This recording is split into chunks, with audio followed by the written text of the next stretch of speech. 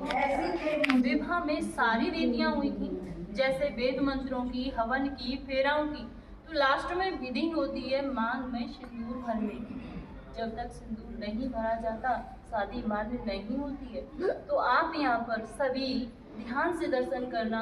यहाँ पर ठाकुर जी राधा रानी की मांग में सिंदूर भरते हुए, हाथ देखो ठाकुर जी का राधा रानी के सिर के ऊपर है, सिर चुटकी बनी हुई है हाथ में इस तरीके से। ये पूरे विश्व का एक ही मंदिर है जो भगवान के शादी के दर्शन है। नहीं तो जहाँ भी दर्शन करोगे बंसी बजाते हुए करोगे। यहाँ पे ठाकुर जी के हाथ में बंसी नहीं, सिंदूर है मांग भरते हुए।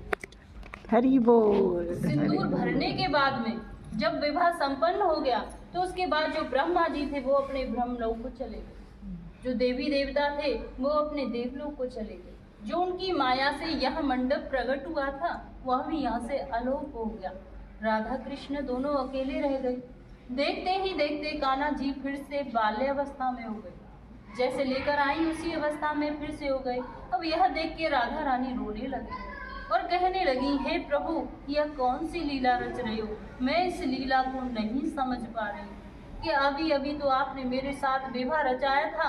अब यह कौन सी लीला है कि मैं तरुणावस्था में हूँ और आप बाल्य अवस्था में हो? इस वियोग को मैं सहन नहीं कर पाऊंगी प्रभु। तभी आकाशवाणी हुई। तो आकाशवाणी द्वारा कान्हा जी कहने लगे, हे राधा रानी जो तुम्हारा वास्तविक शरीर है वो तो हमेशा यही रहेगा भांडीर वन में। वो जो तुम्हारा छाया रूपी शरीर है वो तुम्हारे महलों में चला जाएगा और मैं आपसे नित्य रात को यही मिलने आया करूँगा।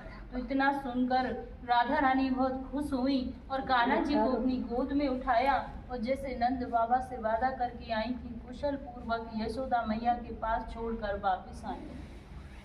तीसरी लीला है, एक दिन राधे कृष्ण इसी वन में बैठे हुए थे तो कन्हैया जी कहने लगे, हे राधे ये हमारा तुम्हारा निकुंज वन है, हमारी तुम्हारी कुंजों की लीला हुई है, इसलिए आज इस वन को प्रसन्न होकर वरदान देता हूँ। जो भक्त यहाँ आएगा और इस कुएं पे आचमन करेगा यानी कि जल पिएगा तो उसे 14 अवतार के दर्शनों का फल प्राप्त होगा।